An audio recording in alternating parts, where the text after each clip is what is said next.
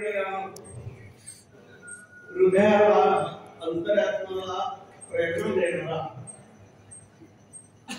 अशा या सुंदर कार्यक्रमाच्या नेमक्या कार्यक्रमात व्यासपीठावर विराजमान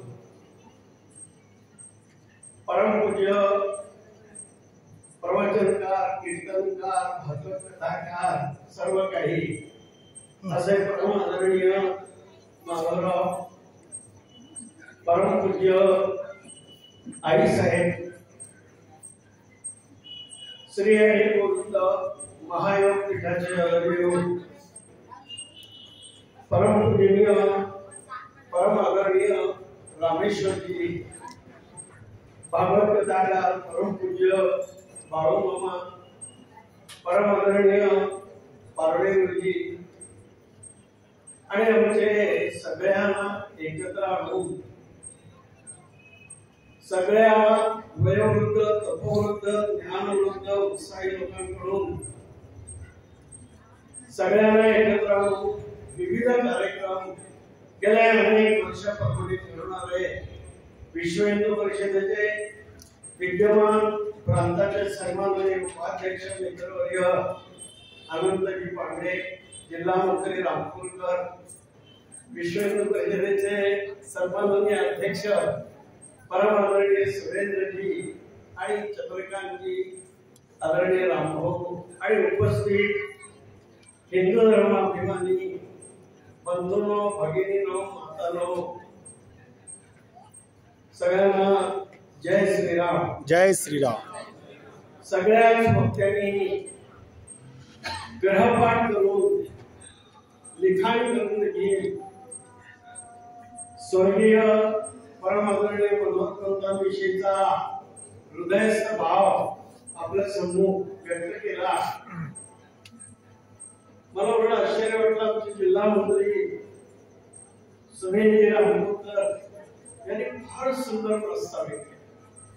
बाकी सगळे बोलणारे अधिकारी होतेच, त्यामुळे आपल्या सगळ्यांच्या हृदयस्थ स्वर्गीय मनोहररावांची जी एक प्रतिमा आहे ती दृश्य स्वरूपात या भक्तांच्या मागणीमुळे आपल्या समोर साकार झाली. खरं म्हणजे एवढे अधिकारी तपस्वी भक्ते आहेत.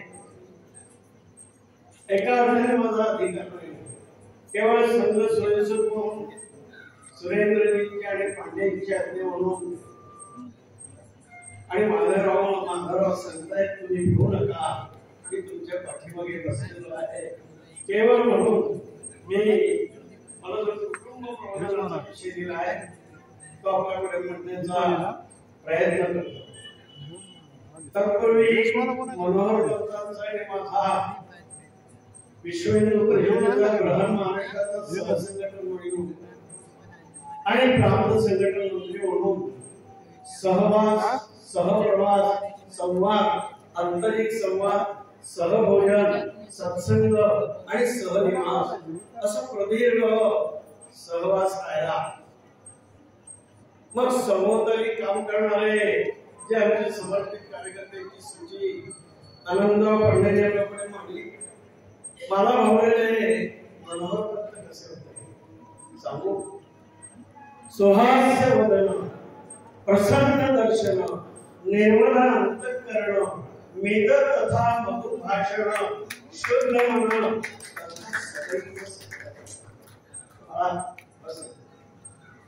सुहास्य वदन, प्रसन्न दर्शन, निर्मल अंतःकरण, मेद तथा मधुर भाषण, शुद्ध मन तथा सदैव मनोहरपंतांच्या मुखमंडलावर 24 तास कायम पहिल्या सगळ्या प्रवासात भगवान श्रीकृष्णांनी सांगितलेले ते अष्टसात्विक भाव त्याच्या मुखमंडलावर मला बघायला.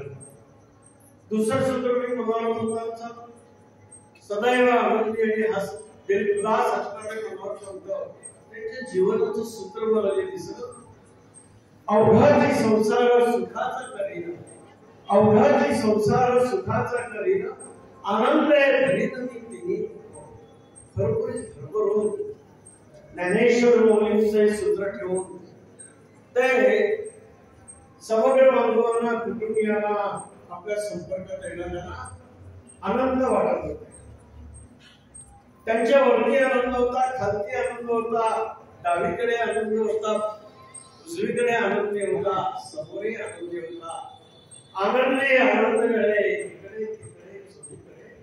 अशा आनंदाच्या साम्राज्याचे अभिषेक सम्राट म्हणजे आमचे स्वर्गीय मनोहर. बरोबर. आणि म्हणून आम्ही काहीतरी प्रेरणा घेण्यासाठी आलो. पुढचं सूत्र मी बघितलं, हे इतके आनंदी कसे राहतात? द्वेष, मत्सर, असूया, काम, क्रोध, लोभ, मोह, मद, मत्सर 100% मनोहरामाने हे षड्रिपू जिंकले. म्हणून त्या आनंदाच्या साम्राज्यात त्यांनी प्रवेश केला. पुढचं सूत्र लक्षात आलं, जे जे भेटे होत ते मानिजे भगवंत. जे जे भेटे होत ते मानिजे भगवंत. त्याच्यामध्ये ते भगवंताचं लक्ष घेत होते. भेदा मोकळ सगळ्या भेदाच्या पलीकडे परम आदरणीय स्वर्गीय. पुढचं सूत्र लक्षात आलं, सामर्थ्य आहे चळवळीचे जो जो करेल दयाचे मात्र तेथे भगवंताचे अधिष्ठान. नारायणाला पांडुरंगाला माऊलीला तरी घट्ट भेटी म्हटलेली होती. व्यक्तिगत जीवनात पारिवारिक जीवनात हे ईश्वरीय अधिष्ठान त्यांनी प्रकट करत गेले. आणि म्हणून ते आनंदाचे अनभिषिक्त सम्राट झाले. मनोहर भक्तांच्या यशस्वी जीवनाचं रहस्य बघायला मिळालं. अखेरच्या श्वासापर्यंत मनोहर पंत संत शरण होते. मनोहर पंत संत शरण होते, संघ विहिप शरण होते आणि संघटन शरण होते. जीवनाची सार्थकता केली. मरावे तर म्हणजे समर्थान आमदार साहेबांचा श्लोक मनोहर पंतांना लागू पडतो. सदा सर्वदा देव काजी चिंतेतो, सदा राम नामे वदे नित्य वाचा, स्वधर्मे चाले सदा उत्तमाचा, जगी धन्य तो दास सर्वोत्तमाचा. जय जय गुरुवीर समर्थ. आपण प्रेरणा घेतली पाहिजे. सगळ्या भक्तांनी मनोहर पंतांना उभे केले, पण मनोहर पंतांनी रहस्य होते. पाण्यात नाव असते पण नावेत पाणी नसते, म्हणून ते नाव. मनोहर पंतांनी प्रपंच केला, ते सुपुत्राला जन्म दिला, पण प्रपंचापासून ते अलिप्त राहिले, असंत राहिले नाही, प्रपंचाच्या मायेमध्ये अडकले नाही. प्रपंच करावा भेटला मग परमार्थ मिळेगा. परमार्थ प्रपंच होत असतो. पक्षी देखील प्रपंच करतात, पण परमार्थासाठी वेळ लागतो. आमचे परमधर्मीय रामेश्वरजी आपल्या शिबिरात सांगत असतात, सोमाणीचा प्रपंचासाठी परमार्थासाठी वेळ काढावा लागतो. साधने मन भटवा, साधनेसाठी वेळ काढावा लागतो. आणि प्रपंचात राहून मनोहर पंतांनी सम्यक योग म्हणून, साधक म्हणून, आदर्श प्रपंचित म्हणून, आदर्श पिता म्हणून, आदर्श पुत्र म्हणून पूर्वजांचा हा दिव्य वारसा लाभला. बंधुनो, पुढच्या विषयाला मी सुरुवात करतो. आज आपण पाहतोय आपली जगाला लांबून असणारी कुटुंब व्यवस्था एका संक्रमण अवस्थेतून चाललेली आहे. खरं म्हणजे आपलं घर, आपला परिवार हे प्रत्येक व्यक्तीचं आपलं सुंदर मधुर स्वप्न असतं. आपलं घर, आपलं कुटुंब, आपला परिवार प्रत्येक व्यक्तीचं हे सुंदर स्वप्न असतं. मनुष्य काय पक्षी देखील गवताच्या काड्या एकत्र करून आपलं सुंदर घरटं बांधतात. आणि म्हणून स्वाभाविक प्रेरणाश्रय दुःख आपत्ती विविध समस्या परिवारामध्ये आपुलकीने भरलेल्या परिवारात सहजरित्या सोडवल्या जातात. घर असावे घरासारखे, नको तर नुसत्या भिंती, तिथे असावा प्रेम जिव्हाळा, नको तर नुसतं. मनोहरपंतांनी एक आदर्श कुटुंब उभं केलं आणि या स्वर्गस्थ मनोहरपंतांना आनंद आहे. माझा उत्तुंग वारसा संघ परिवाराचा विश्वेंद्र परिषदेचा, माझा एक मुलगा सुरेंद्र विश्वेंद्र परिषदेचे समर्पित सक्रिय अध्यक्ष म्हणून हा वसा सांभाळते. स्वर्गस्थ असणाऱ्या मनोहरपंतांना नक्की आहे. मग आमची ही कुटुंब व्यवस्था जगाला मानवून रघुकुल रीत सदा चली आई, प्राण जाए पर वचन न जाए. त्या रघुवंशामध्ये चक्रवर्ती सम्राट महाराज दशरथ जन्मला. त्या रघुवंशामध्ये भगवान विष्णूने श्रीराम अवतारामध्ये रघुवंशाची रघुकुलाची निवड केली. भरत लक्ष्मण जन्माला आले. विश्वातला आदर्श परिवार, आदर्श म्हणून आज देखील आपल्याला त्या परिवाराने आपल्या देहाची चादर मैले म्हणून नाही. आणि म्हणून आज बसलेल्या सगळ्या कुटुंब प्रमुखांनी मनोहरपंतांना प्रभू रामचंद्रांना मनचक्षुपणे आणून खरंच आमची कुटुंब व्यवस्था अशी आहे. घरात आल्यानंतर स्वर्ग सुखाची अनुभूती आम्ही सगळ्यांना देऊ शकतो का? अंतर्मन विचार आहे. विश्व हिंदू परिषदेच्या हरिद्वारच्या केंद्रीय मार्गदर्शक मंडळाच्या बैठकीत एका सिद्ध सत्पुरुषांनी सांगितलं की आज भारताची स्थिती कठीण आहे. समाज आणि राष्ट्र यांना जोडणारा द्वार आदर्श कुटुंब व्यवस्था आज संक्रमण अवस्थेतून चाललेली आहे.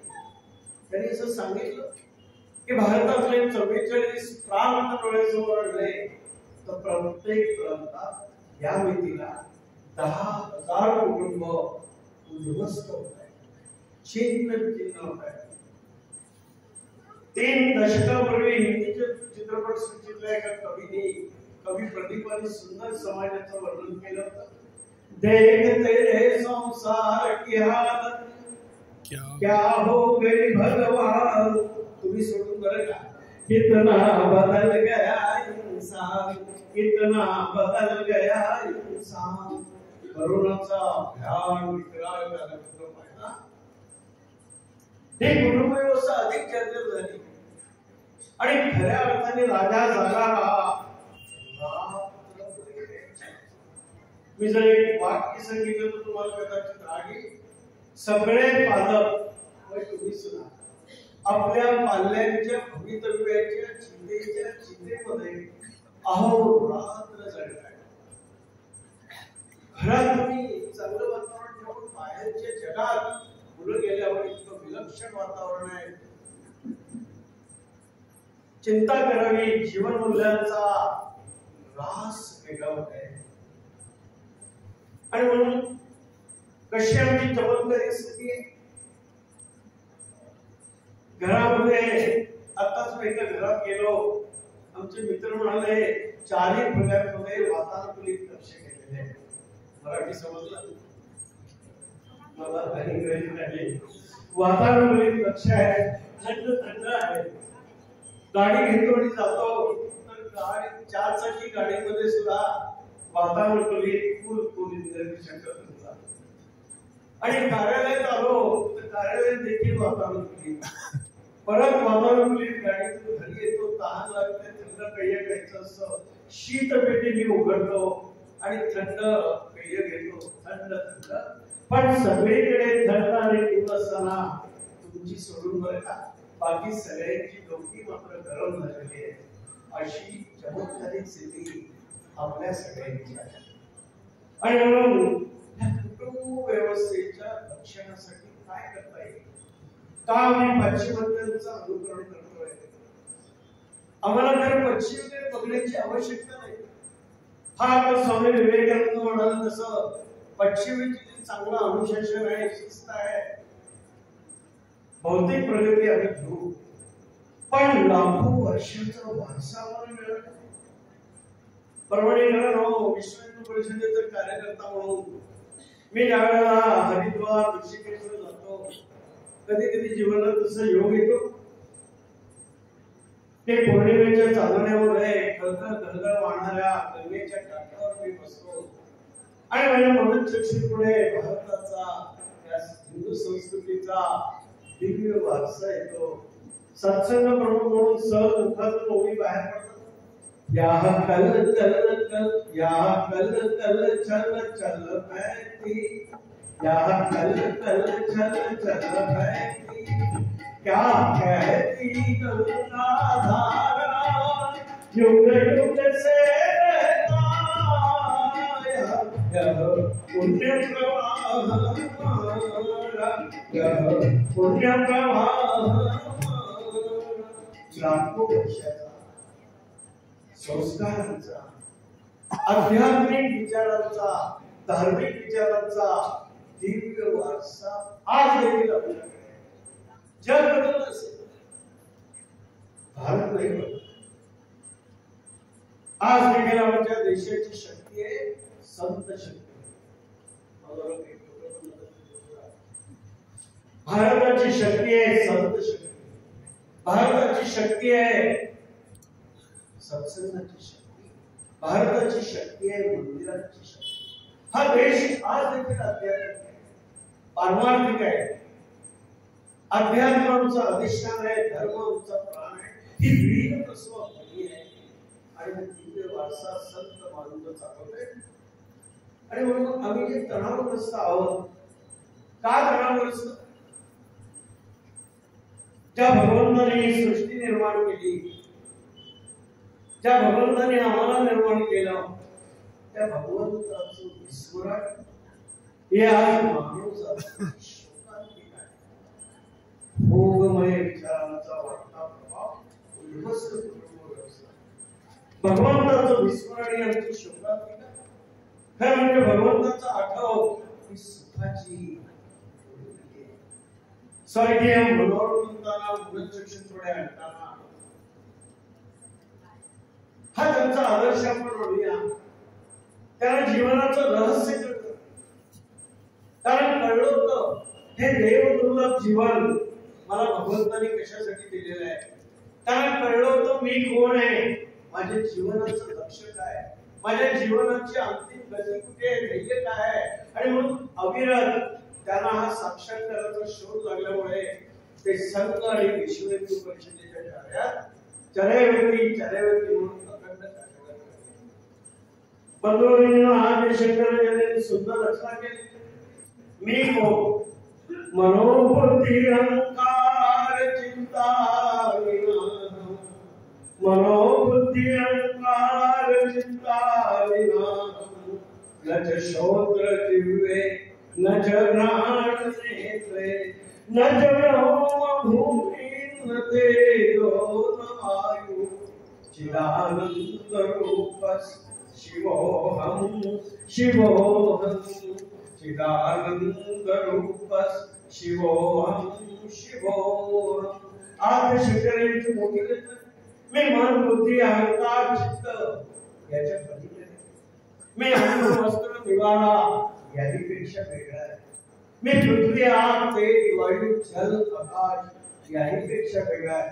चिदानंद रूपस शिवोऽहं शिवोऽहं, चिदानंद स्वरूप आहे, देव स्वरूप आहे.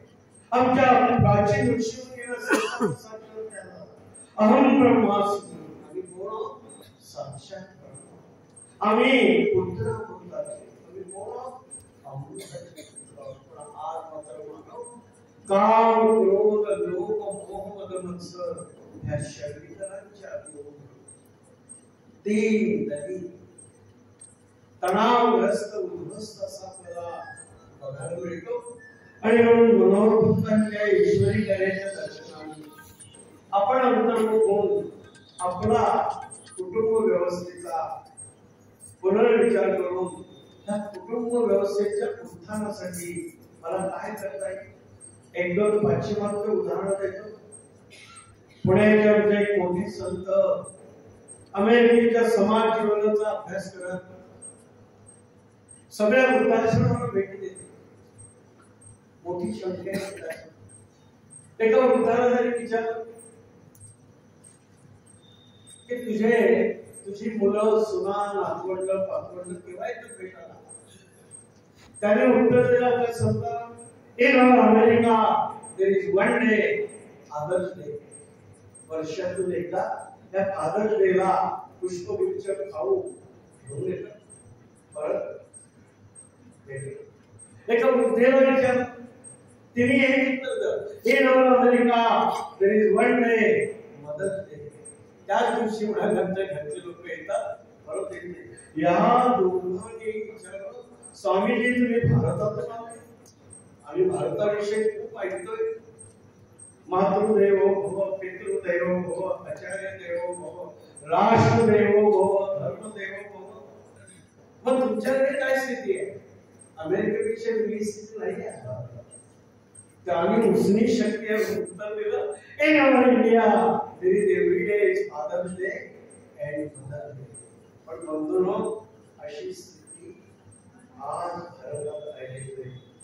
उद्ध्वस्त कुटुंब व्यवस्था, छिन्न विच्छिन्न विवाह संस्था ही भारताची आजची सांबर स्थिती आहे. सर्वोच्च न्यायालयाचं डोकं देखील ठिकाणावर नाही. पश्चिमेचा आदर्श घेऊन ते न्यायालयीन निवाडा करतायत. लिव्ह इन रिलेशनशिप अधिकृत सर्वोच्च न्यायालयाचा कायदा झाला आणि आमच्या ऋषीमुनी विकसित केलेली पवित्र विवाह संस्था देखील बसली. न्यायालयाचं लोक ठिकाणावर हे आत्मविश्वासाने सांगतात. पश्चिमेचा आदर्श घेऊन समलिंगी विवाहाला त्यांनी अधिकृत कायदा करून सर्वोच्च न्यायालयाने मान्यता दिली आणि भारतात विकृती आणली. सगळ्या भारतातले समलिंगी एकत्र येऊन त्यांनी मोठा उत्सव साजरा केला. कुठे आपण चाललेलो? सरकारचं डोकं ठिकाणावर आहे, सर्वोच्च न्यायालयाचं डोकं ठिकाणावर आहे. मेघालयच्या इंग्रजी भाषेचा वाढता प्रभाव आईच्या गर्भापासून अनेक त्याच्या प्रभावात हिंमत असा आहे तुमची तर शुद्ध मराठी बोलण्याचा प्रयत्न केला. मी रोड क्रॉस करून फ्रेंडला ऍक्सिडेंट झाला, मी फ्रेंडला हॉस्पिटलमध्ये ऍडमिट केलं. अशी आम्ही ज्ञानेश्वर माऊलीच्या संतांच्या मराठी भाषा दिन परवा झाला. छिन्न विच्छिन्न चिरफाट रोज मी तुम्हाला चालकांना खात्रीने देशभर फिरल्यावर सांगतो, इंग्रजी भाषा ही जगातली निकृष्ट भाषा आहे. त्याला भावाची पण नाही, प्रेम नाही त्या भाषेत जे आमच्या मायबोलीमध्ये आहे. आणि आपल्याला डोक्यामध्ये ठाम बसलंय इंग्रजी आज इंग्रजी भाषेची दुष्परिणाम कुटुंब व्यवस्थेमध्ये बघायला मिळत आहे. मुंबई पवई IIT भारतातले प्रज्ञा संपन्न विद्यार्थी तिथे शिक्षण घेतात. शिक्षण झाल्यावर विमानात बसून आई वडिलांची व्यवस्था करून अमेरिका युरोपमध्ये जातात. काय करणार? पुण्यामध्ये परास्पेस स्कीम म्हणून एक बांधकाम उद्योजक त्याने IIT क्षेत्रातले जेवढे विद्यार्थी युरोप अमेरिकेमध्ये नोकरी करतात अशा मुलांच्या आई वडिलांसाठी पंचतारांकी वानप्रस्थाश्रम केला.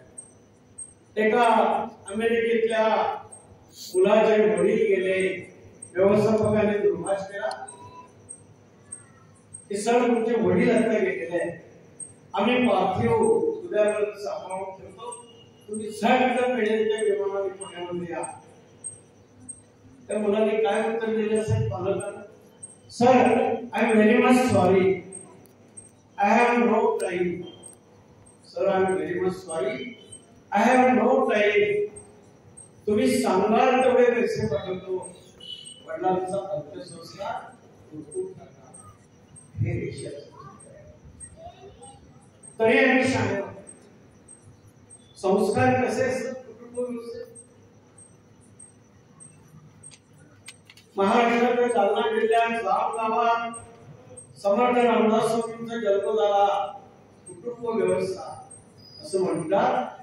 ह्या पुस्तक परिवाराला 17 पिढ्या.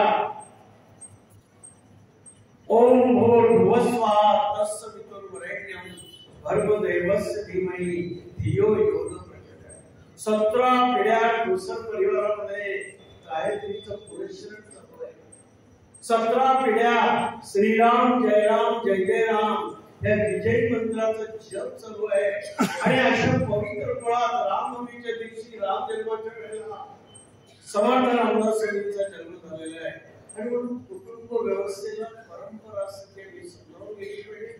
ज्या कुटुंबात व्रतवैकल्य सांभाळली जातात, कुलाचार सांभाळला जातो, अन्नदान होतं, वार्षिक उत्सव होतात, देव मस्तकी धरावा, अवघा हल कल्लोळ करावा, देवाच्या सत्यत्वासाठी पडाव्या शिवलगांच्या तुटी जीवासाठी देवासाठी जे त्याग करतात, सदा सर्वदा देव सानिध्य आहे, कृपाळूपणे अल्पधारी मनी धरावे ते अवघेच होते, रघुनाथे कृपा केली तुम्ही देवाचं करा, अनुष्ठान करा, एखादा दासबोध ज्ञानेश्वरीचं पारायण करा, कुटुंबाचं संरक्षण माझा लाडका देव. आज मी दुःखी का आहोत? आमचं भाव जीवन आधुनिक प्रचार माध्यमांनी आम्हाला वेळ केलेला आहे. आणि म्हणून आमचं चित्त साधनेकडे कसं वळेल? पारमार्थिक मार्गात आम्ही जर एक पाऊल पुढे टाकलं तरच आपलं उत्थान आहे. संस्कार कसे असतात हे नाव घेत नाही. महाराष्ट्रातले अंधसंत ज्यांची ज्ञानेश्वरी कंठस्थ आहे, आपल्या मुलाच्या प्रत्येक संततीची डोळ्यात ते लग्न काढली. एक विलक्षण चित्र मी पाहिलं एका संस्कृतीच्या. काशीचे चारी वेदांचे अधिकारी द्रविड शास्त्रीच्या घड्या गेले. मोठं पोलिसांचं देवघर आहे.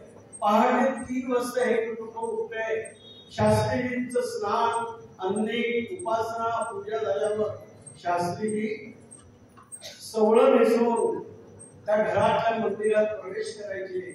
चौरंगावर भगवत ग्रंथ असायचा, आसनस्थ व्हायचे आणि 7वा महिना असणारी त्यांची गरोदर सून मंदिरात प्रवेश करायची. ती आसनावर आसनस्थ व्हायची. 9 दिवस त्या गरोदर सुनेने जगातल्या एका मोठ्या वैदिकाच्या मुखातून भागवत ऐकलं. नंतर मी 4-5 वर्षी घेऊन मला उत्कंठा कसा असेल तो मुलगा ज्याच्या आईने आणि त्याने भागवत ऐकलं. काल्पनिक. मी गेलो त्याच्या घरी आणि तो मुलगा शाळेतून आला. 4थी मध्ये होता. किती होते? लांब शेंडी, गणवेश काढला, चिमुकलं धोतर नेसलं, चिमुकली बंडी घातली, गंध लावलं. आपल्याला आश्चर्य वाटेल असा संस्कार त्या काकांनी आपल्या सगळ्यावर केला. 4थीतल्या त्या 2 विद्यार्थ्याचे मुलाचे गीतेचे 18 अध्याय स्वच्छ स्वरूपात, शुद्ध स्वरूपात कंठस्थ होते. आम्ही अंतर्मुख विचार केला पाहिजे. कुटुंब संस्था एकदा नाशिक मध्ये सगळे संन्यासी एकत्र आले होते. संत संमेलन होतं आणि मी थोडा अस्वस्थ झालो. एका सत्राच्या अध्यक्ष कुटुंब व्यवस्था विषय होता. हिंदी चित्रपटातल्या रंगीबेरंगी वातावरण असणाऱ्या आशा भोसले संन्यासी संमेलनात अध्यक्ष होत्या एका सत्राच्या. मन अस्वस्थ झालं. काय म्हणणार आहे? सगळे तपस्वी संत बसले, पण त्या दिवशी अशा तऱ्हेने हा सुंदर विषय बनला. तर मला आठवतंय 40-42 जणांचं मंगेशकर कुटुंब एकत्र होतं. बालपणीच्या सुंदर स्मृती मला माझ्या मनोचक्षण पुढे या कार्यक्रमात प्रगट आहे. आम्ही म्हणाले, माझे आई वडील काका काकी सगळे पहाटे 4-4:30 ला उठायचे. जात्यावरच्या सुंदर ओव्या गाढ झोपेत असणाऱ्या मुलांना ऐकायला मिळायचं. शाळेत जाताना आम्ही देवघराजवळ उभे राहून बाप्पाला नमस्कार करायचो, वडीलधाऱ्यांना नमस्कार करून मग जायचो. केवळ परीक्षेच्या वेळेला आता बोलून करतात नमस्कार. आम्ही रोज जायचो. संध्याकाळी आल्यानंतर भरपूर खेळायचो म्हणा आणि हातपाय धरून दोन सुंदर समयात देवत असायच्या. आम्ही सगळी भावंड मोठ्या संख्येने उभे राहायचो. शुभंकरोति कल्याणं आरोग्यं संपदा शत्रुबुद्धि विनाशाय दीपज्योती नमस्ते. सायं प्रार्थना शुभंकर म्हणायचो, मनाचे श्लोक म्हणायचो, राम रक्षा दीपवृत्ती स्तोत्र देवीची स्तोत्र, बाप्पाला साष्टांग नमस्कार करायचो. घरातल्या सगळ्या वडीलधाऱ्यांना नमस्कार. तुम्ही डोळ्यासमोर तुमचं कुटुंब आहे. रात्री म्हणाले भोजनाच्या वेळेला आम्ही सगळे एकत्र सहभोजन करायचो. मुलं आम्ही भांडीमध्ये करून ठेवायचो. दोघं तिघं पहिला थांबायचं आणि भोजन मंत्र झाल्याशिवाय आमचं भोजन कधी सुरू झाल्याचं मला आठवत नाही. वदनी कवल घेता नाम घ्यास सहजानंद होते नाम घेता. भोजन मंत्र म्हणून आम्ही भोजन करायचो. मंडळी, हा संस्कार आहे. दूध नंतर वाटायचं. आज दूध द्यायचं. शहरात राहणाऱ्या कुटुंबात लहान मुलं वडिलांना दूध द्यायचं बघायलाच पायातल्या पादत्राणांना तुमचा घेऊन चकाकी करतायत ते मुलं बघतात. पण वडील समंतर पूजा करतायत हा अपवाद असेल. असं चित्र बंद सदनिकेने म्हणणारे खरंच विचाराने संस्काराने बंद होत. आज कायमच्या आतिथ्याची शहराची स्थिती, बंगल्याच्या बाहेरच मोठा फलक लावलेला असतो. कुत्र्याचं एक चित्र असतं चेहऱ्याचं आणि लिहिलेलं असतं बरं का, अतिशयोक्ती नाही, बी वॉर बाय डॉग्स. कुत्र्यापासून घरात जाणं तर दूर राहिलं, बाहेर चित्र लावलेलं असतं. मी विश्वेंदूचा 90 साली पूर्ण वेळ पुण्यात आलो. विश्वेंदूचा वर्धापन एका जुन्या माळीवरच्या घरात आम्ही वर्धापन दिनाची निमंत्रण पत्रिका घेऊन गेलो. पती पत्नी मुलं 15 मिनिटं होतो. परिचय झाला, पत्रिका दिली. त्यांना सांगितलं, वहिनी उद्या 6:30 वाजता बालगंधर्वमध्ये या, आम्ही तुमची सहपरिवार वाट बघतो. माझ्याबरोबर 4 बजरंगी होते, शिवप्रसाद सारखे. ते जिना उतरत होते. मी दरवाजाजवळ आलो, ते निरोप द्यायला पती पत्नी आले. अहो दादा वेगळं परत आमच्या घरी आल्यावर चहा प्यायल्याशिवाय जायचं नाही. घड्याळात 4:15 झाले. खालचा बजरंगी शिवप्रसाद म्हणला, आता 4:15 झाले, आजच्या आमच्या चहाचं काय होणार. आज आदित्य मी बऱ्याच घटना सांगता येईल. वेळेचं वर्णन आहे. पांडेजी माझ्यामध्ये बसलेले आहेत, पण देवघर फिरल्यावर लक्षात आलं की ह्या कुटुंब व्यवस्थेला कसं करता येईल. मी सूत्र सांगतो. एक मला सोमाणी साहेबांनी वाचनाची प्रेरणा दिलेली आहे. एक सुंदर 2 पुस्तक मी वाचणार आहे. कसं असावं घर, कुटुंब व्यवस्था म्हणजे काय. प्रत्येकाला हवे असते गुण्या गोविंदांनी राहण्यासाठी घर असते. प्रत्येकाला प्रत्येकाला हवे असते घर गुण्या गोविंदांनी राहण्यासाठी. सुखा समाधानाचा शेळकावा अंगावर घेण्यासाठी. मंडळी, घर म्हणजे केवळ दगडविटांच्या भिंती नव्हे. घर म्हणजे आपल्याला निवारा देणारं स्थान असंही नाही, तर बाल्य, तारुण्य, प्रौढत्व, वृद्धावस्था यातील मनाच्या आंदोलनाशी, मनाच्या भावभावनांशी, सुख दुःखाशी निगडीत असते ते घर तुमचं घर डोळ्यासमोर. ज्याच्या खांब तुळया मनाशी जोडलेले असतात ते घर. मग ते संगमरवरी असो, विटांचा असो, मातीचा असो व कुडाचा असो, घराचा विचार म्हणजे नुसत्या बांधणीचा विचार नाही, तर ज्यांच्यामुळे प्रत्येक घराला वेगळं व्यक्तिमत्व लाभतं त्या माणसांचा विचार. परस्परांमध्ये प्रगाढ प्रेम, विश्वासाच्या चिवट धाग्याने ही माणसं बांधली गेली तरच घर अभंग राहतं. मग ते कुडामातीचं असलं तरी चालेल. हे प्रेमबंध नसतील तर संगमरवरी, महाली, पत्त्याच्या बंगल्यासारखे कोलमडून पडतात. म्हणून घर एक गोष्ट बांधायची नव्हे, उभारायची असते. हे असं घर एकाएकी उभारलं जात नाही.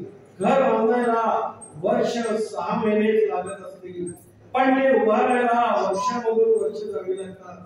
त्याची तयारी डोळस मुलाने मनस्वी हाताने करावी. घराला आधार असतो घर घरपणाचा. हास्याच्या गुलालात, अश्रूंच्या पाण्याने ज्याच्या भिंतीचा गिलावा केला जातो ते घर. आईच्या हास्यावर, वडिलांच्या कर्तृत्वावर, भावाच्या भावनेवर, ताईच्या लोभावर जे धडधाकट घर उभे राहते ते घर. असे घर जळाने देखील जळू शकत नाही, संकटाने बिलकुल पडू शकत नाही, स्वार्थाच्या विचाराने मोठवले जात नाही. आणि म्हणून काळ बदललाय, हिंदू समाज करवड बदलतोय, पण आपल्याला मात्र समाज आणि राष्ट्र याला जोडणारी ही कुटुंब व्यवस्था संस्कार संपन्न, धार्मिक, आध्यात्मिक सगळ्यांचं भावजीवन विकसित करणारी कशी करता येईल हा आपण सगळ्यांनी मनोरंजनांचं दिव्य वार्षिक स्मरण करताना विचार करावा. 5-7 सूत्र सांगतो. आधी केले आणि मग सांगितले. मी जो जीवनात ब्रह्मचर्य असताना आईचं लालन पालन करताना जो अनुभव घेतला, एक, प्रत्येक घरात सुंदर देवघर. पैसे नसेल तर कर्ज का. समंत्र कुटुंब प्रमुखांनी देवाची पूजा. 2, देवघराच्या जवळच दिव्य साक्षात्कारातून साकार झालेलं घर आहे. ज्ञानेश्वरी, रामचरितमानस, दासबोध, गजानन विजय ग्रंथ, पवित्र संतांचे ग्रंथ देखील असावेत. त्याचं वाचन देखील करावं. 3, आध्यात्मिक सूत्र. घरातल्या प्रत्येकाची व्यक्तिगत उपासना असावी. जो जे माणशील तो ते लाव, त्याला जे आवडेल, पण 5 मिनिटं, 10 मिनिटं, 15 मिनिटं प्रत्येकाने व्यक्तिगत आपल्या आवडीप्रमाणे उपासना केली पाहिजे. हे सूत्र घेऊन सांगतो. किमान साप्ताहिक अर्धा पाऊण तासाचा कुटुंबियांनी एकत्र बसून, शनिवार असेल, शेजाऱ्याला म्हणून सत्संग करावा. त्रिवार ओंकार असेल, आपले प्रचलित देवदेवतांना आवाहन करणारे श्लोक असतील, सोपी साधी सुलभ भजनं असतील, एखाद्या पवित्र ग्रंथाचं वाचन असेल, असायदान असेल, उद्घोष असतील, असा साप्ताहिक सत्संग ज्या घरात नियमित चालेल, भगवंताचं एक संरक्षण कवच त्या कुटुंबाच्या भोवती अवश्य निर्माण होईल. आधी केले आणि मग सांगितले. अजून आध्यात्मिक सूत्र. वर्षातून एकदा त्या कुटुंब प्रमुखांनी आपल्या आर्थिक क्षमतेनुसार जवळ किंवा दूर सगळ्या कुटुंबाला घेऊन तीर्थयात्रा करावी. पंढरपूर आहे, आळंदी आहे, तिरुपती आहे. आर्थिक क्षमता वर्षातून एकदा हास्य, मौज, होय, उपाहारगृहात सात्विक भोजन सहल काढावी. सहजीवनाची आवश्यकता आहे. एक उदाहरण देतो. युगपुरुष परमानंद महाराज, विश्वातले ध्यान योगाचे अधिकारी संत, साबरी ऋतुपरा देवीचे सद्गुरू सहसंघटन मंत्री असताना मी त्यांना जालन्याला घेऊन आलो. ओळखत असा जालन्याच्या मोंढा भागात श्रीकृष्ण शेठ यहाणी म्हणून मोठे उद्योजक, धान्य, प्लास्टिक, मोठे उद्योग. माझ्या हृदयात प्रसंग आठवतात.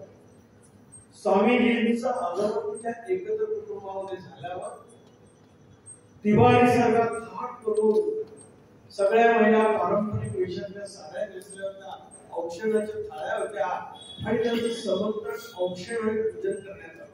हे मी चित्र वर घरात आलो, मोठं सभागृह सजवलेलं होतं, पलंग सजवलेला होता, फुलांच्या माळा आणि एका रंगाळामध्ये काजू, बदाम, पिस्ते, मोठा प्रसाद त्यांना देण्यासाठी ठेवलेला होता. भक्तांना भोजनाच्या वेळेला चांदीचं ताट, चांदीच्या वाट्या, चांदीची भांड, चौरंग, समंत्र भोजन झालं.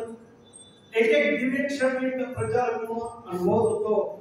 अमर विश्रांती झाली आणि दुपारी 4:30 पासून व्यापारी वर्गातली कुटुंब, सहपरिवार युगपुरुष परमानंदांच्या दर्शनासाठी येत होती.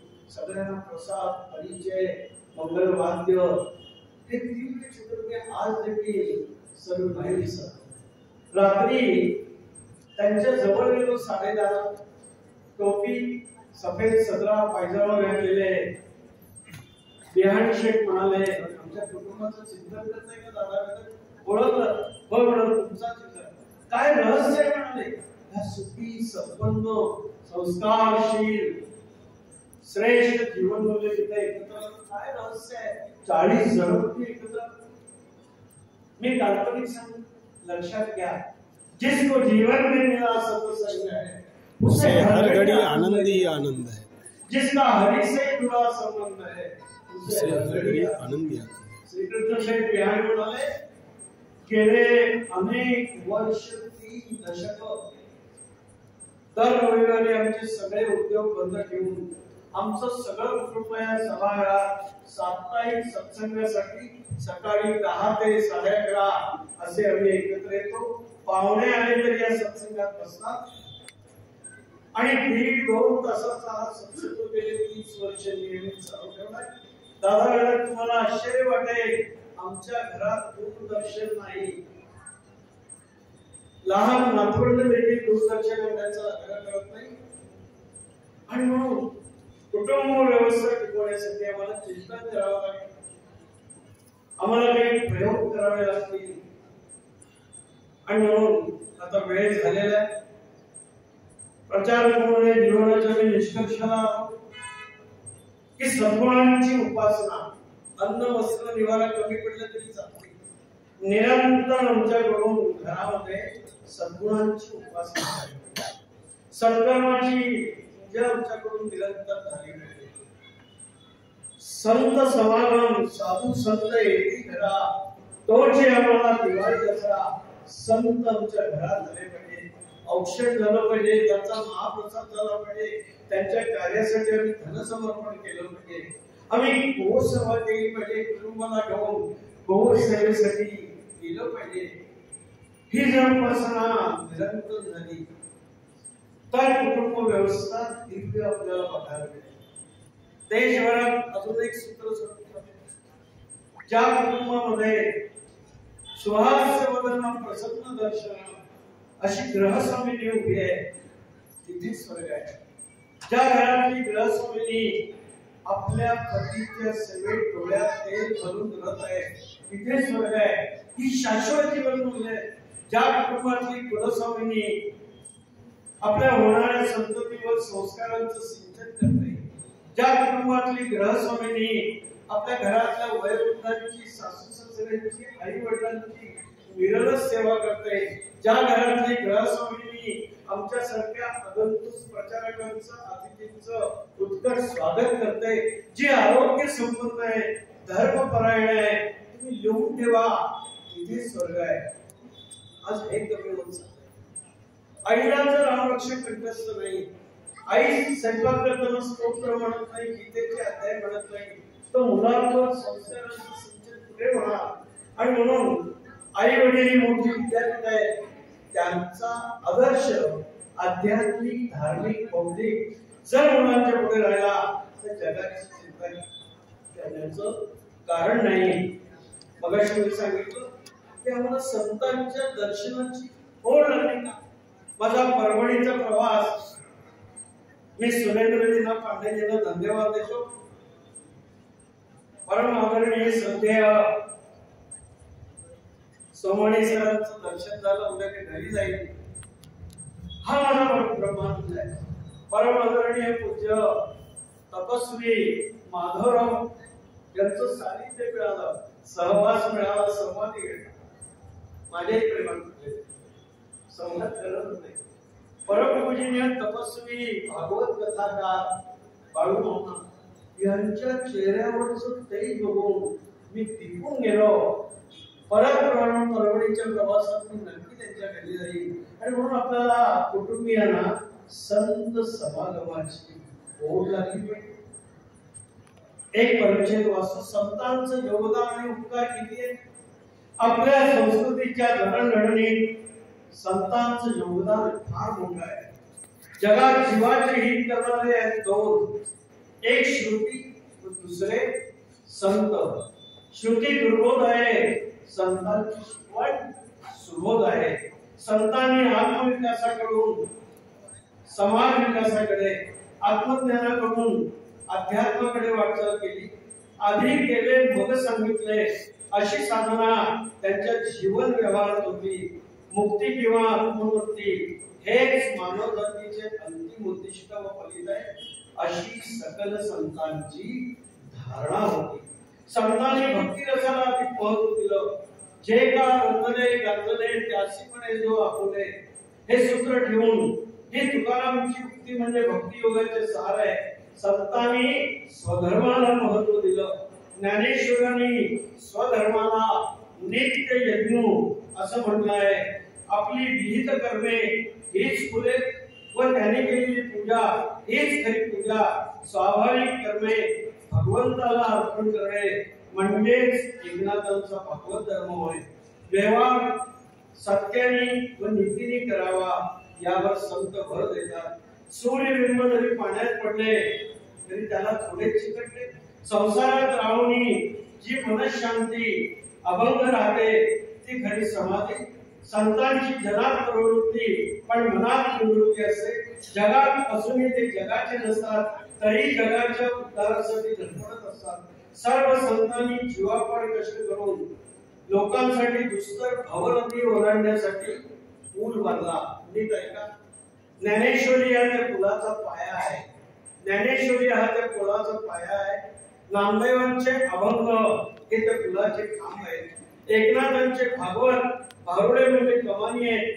रामदासांचा दासबोध या खेळाने त्या पक्क्या केल्या आहेत. तुकारामांची अभंगवाणी ही पुलावरची दरवट आहे. आणि म्हणून विषयाच्या समारोपाकडे जाताना संत दर्शनाची ओढ लागली.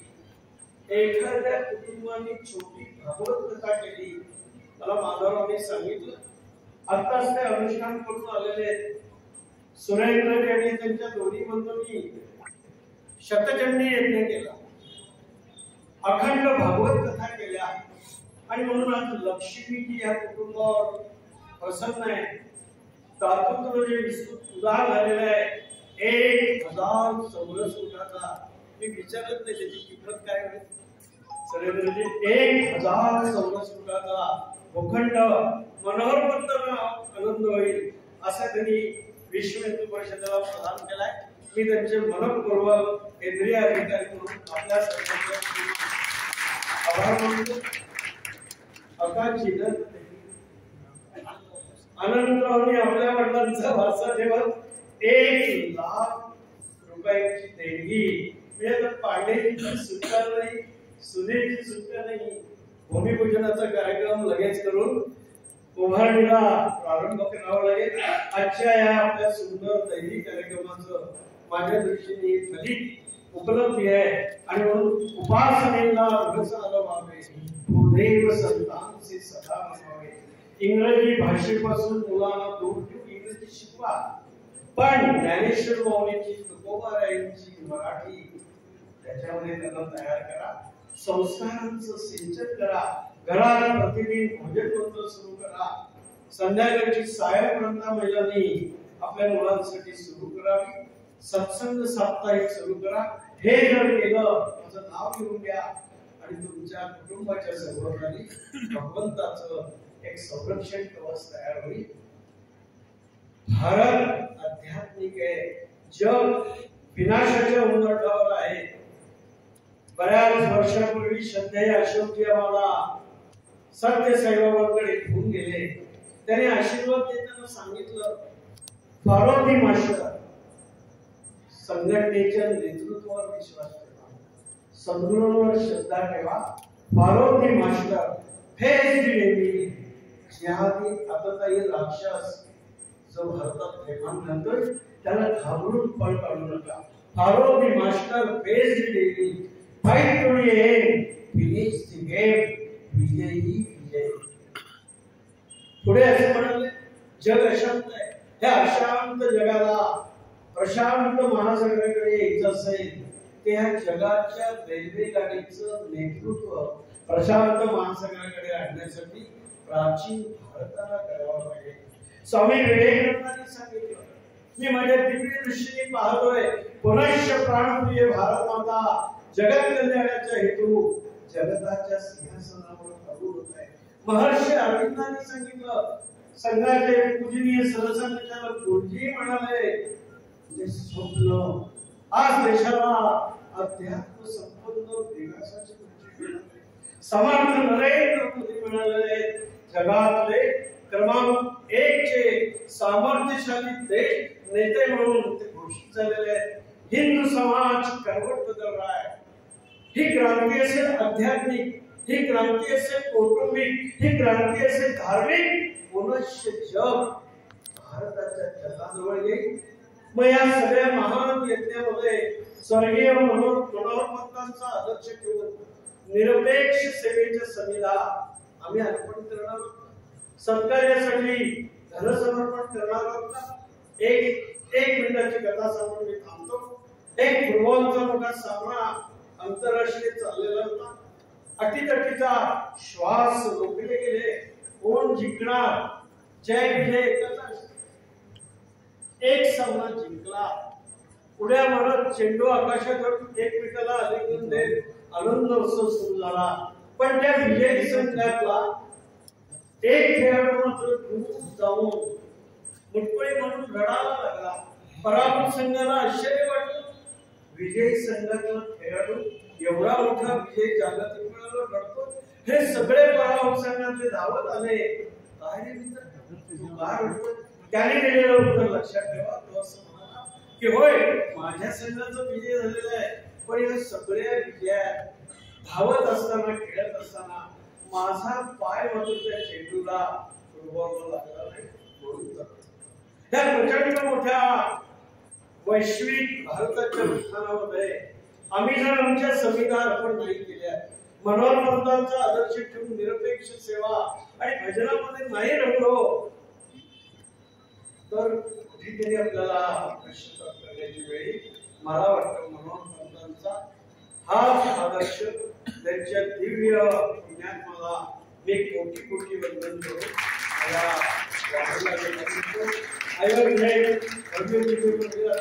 तीन पाळ्यांमध्ये 24 तास चालू आहे. जगाचं लक्ष लागलेलं आहे. येत्या 22 अखेरीस 2022 अखेरीस प्रचंड मोठा गर्भगृह तयार होईल आणि लाडक्या रामलला मूर्तीची प्रतिष्ठापना होईल आणि भारतवर्षासाठी हिंदूंना दर्शनासाठी मोकळं करता येईल. 20-25 सेकंड मध्ये बाकीचा विकास काम चालू राहील. मी म्हणेन, एकही नारा एकही नाम. तुम्ही दोन्ही हात वर करून म्हणायचे, जय श्रीराम, जय श्रीराम. ह्या सुंदर कार्यक्रमात सुरेंद्रजी पांडेजींनी मला बोलवल्याबद्दल मनपूर्वक धन्यवाद देतो. या कार्यक्रमाचं मी मात्र मनोहर पंतांसारखा ब्रह्मानंद घेऊन पुण्याला जाणार आहे. एकही नारा एकही नाम, जय श्रीराम, जय श्रीराम, एकही नारा एकही नाम, जय श्रीराम, जय श्रीराम. जिंदगी अभी बहुत कुछ बाकी है, कई कर्ज चुकाना है, कई फर्ज निभाना है. अशाच पद्धतीचं एक वैचारिक आवाहन माननीय दादांनी या ठिकाणी केलेलं आहे. या कन्या एक छोटं काव्य सादर करणार आहे आणि त्यानंतर सुनील राम.